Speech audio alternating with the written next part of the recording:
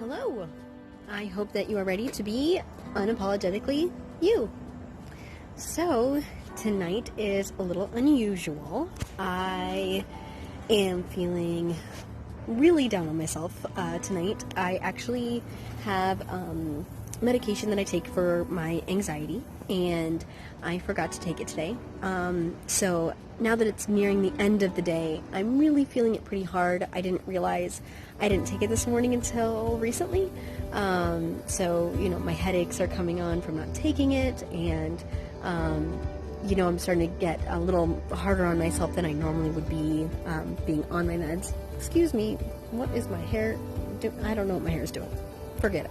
Anyway, so I typically don't spend a lot of time outside, just like life being busy and such. It kind of gets hard. I do some running around with my kids and family and stuff like that. But I typically don't get to go out and about on my own very often. So I just wanted to step outside for a little bit, get some fresh air. Sometimes just taking a moment and taking a breather can really, really be helpful for me. So I'm taking a moment to do that and giving myself a moment to pause. I was working on some chores and things, and I just could not stop thinking poorly about where I'm at in my life, and all the failures that I've just suddenly started thinking about.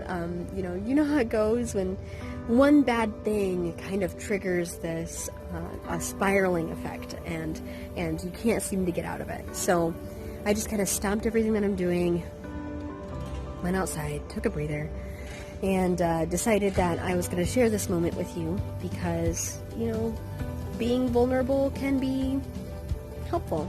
To know that it's okay to be a little broken now and then. So, I'm going to take this time for just a moment longer, and then I'm going to meet you guys back inside.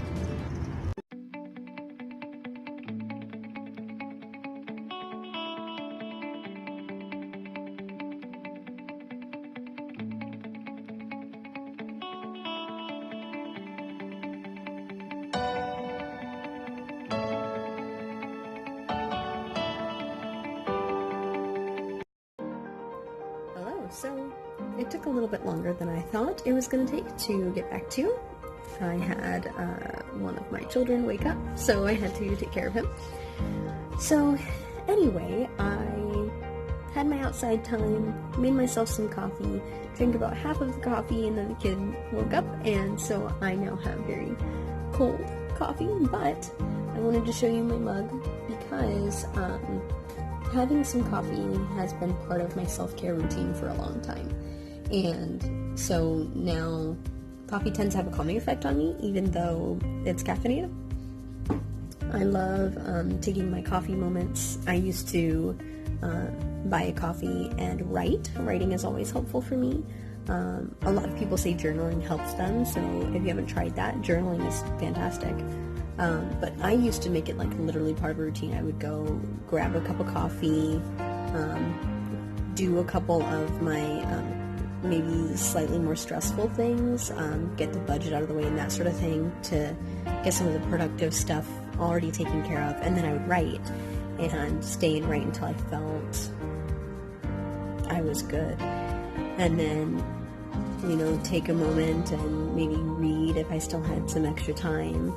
And then I would move on. So I used to set aside a serious block of time to do this. And now that I'm a parent and, a very primary provider in my household, it has become much more difficult to get that alone time.